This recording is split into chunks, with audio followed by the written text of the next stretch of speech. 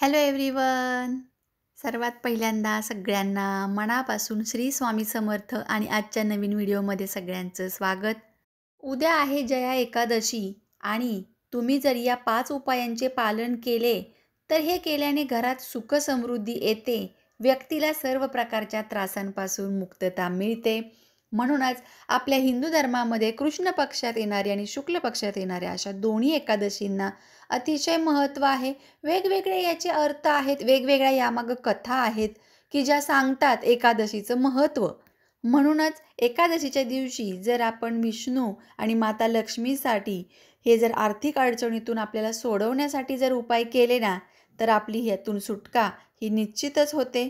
जया एकादशीच्या दिवशी करा हे 5 उपाय, ज्यामुळे तुम्हाला अतिशय चांगल्या प्रकारे भगवान विष्णू आर्थिक संकटातून बाहेर काढतील. चला तर मग बघूया आपल्या आर्थिक समस्यांपासून कशा प्रकारे मुक्तता मिळू शकते साध्या सोप्या उपायांमुळे.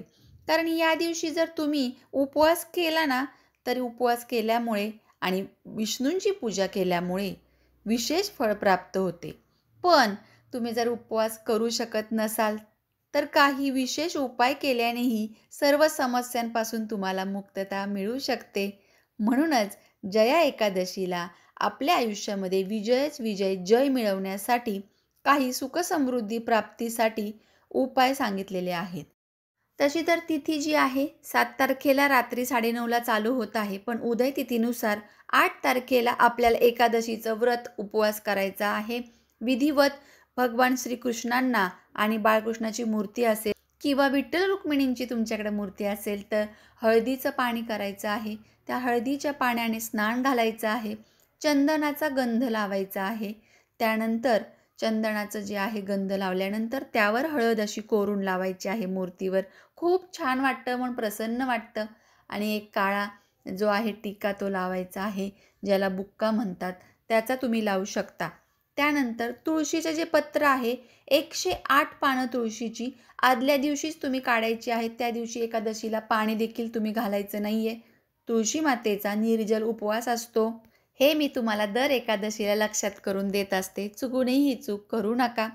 त्यानंतर तुळशीची जी पानं आहेत नाही मिळाली तर तुळशीच्या मंजुळांचं मी तुम्हाला सांगितलेलं आहे की मंजुळा आपल्या तुळशीला आल्यावर व्यवस्थित एका डब्यामध्ये भरून ठेवा आणि दर एकादशीला ही मंजुळा अर्पण करायची आहे. जर तुळशीपत्र नाही मिळाले तर त्या प्रकारे करायची आहे. आणि विधिवत तुळशींच्या काड्यांचा उपाय सांगितलेला होता. तो देखील व्हिडिओ जर अनेकांनी पाहिला नसेल तर डिटेलमध्ये बघा. त्या काड्या 7, 11 किंवा 21, 51 अशा घेऊन कलाव्याने बांधायच्या आहेत. ओम नमो भगवते वासुदेवाय, ओम नमो भगवते वासुदेवाय असा मंत्र म्हणत तो कलावा 7 वेळा बांधायचा आणि मग तुपामध्ये भिजवायचा. ही जी काडीचा बंडल आहे तो आणि तो प्रज्वलित करून याने भगवंताची आरती करायची आहे. आणखीन पुढचा उपाय म्हणजे आपण जे तुळशीपत्र ज्यांना ज्यांना मिळालेले आहेत 108 तुळशीपत्र, कृष्णाची जी नावं आहेत किंवा नारायणाची जी नावं आहेत ती तुम्ही 108 विष्णू सहस्त्रनाम लावलं तरी चालणार आहे किंवा 108 नामावली तुम्ही जर टाकलं गुगलवरती तर ते तुम्हाला मिळेल. ते प्रत्येक नाव वाचून वासुदेवाय, प्रद्युम्नाय, केशवाय, माधवाय, नारायणाय ही सगळी जी नावं आहेत सोपी सोपी ती म्हणत म्हणत तुम्ही तुळशीपत्र अर्पण करायचं आहे. आणि ज्योतिषशास्त्रानुसार जया एकादशीच्या दिवशी तुळशीची पाने जो भक्त अर्पण करतो आणि मग ती पाने संध्याकाळी आपण लाल कापडामध्ये गुंडाळायची आहेत. लाल कापडात गुंडाळून घराच्या तिजोरीमध्ये ठेवायची आहेत.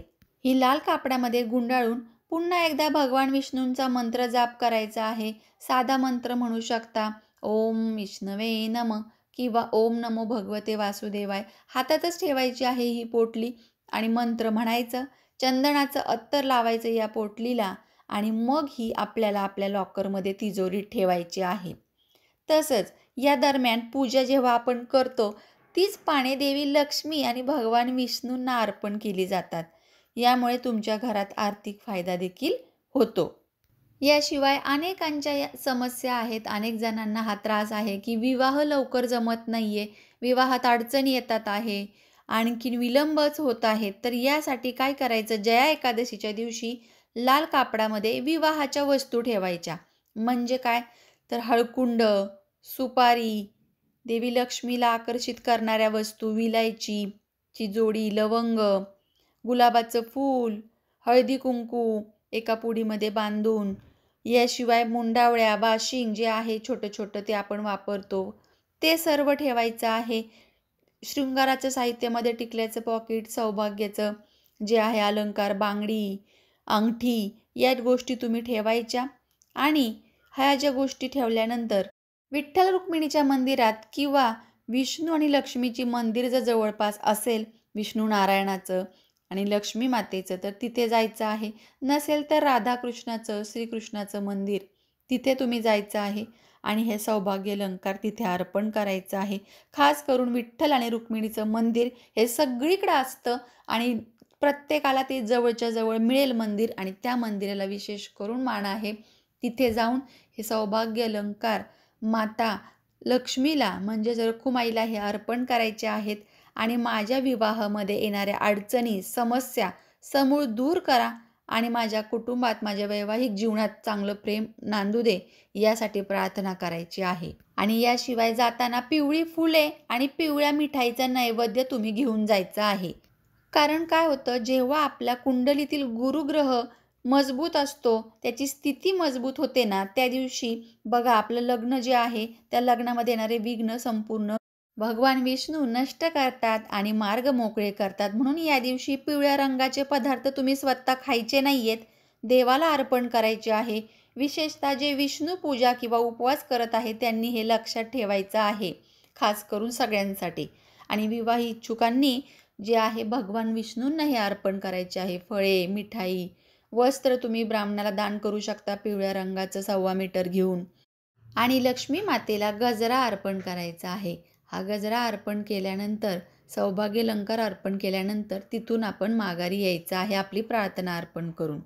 याशिवाय एकादशीच्या दिवशी आपण जर पिंपळाच्या झाडाची पूजा केली तर भगवान विष्णू त्या पिंपळाच्या झाडामध्ये निवास करतात असं मानलं जातं.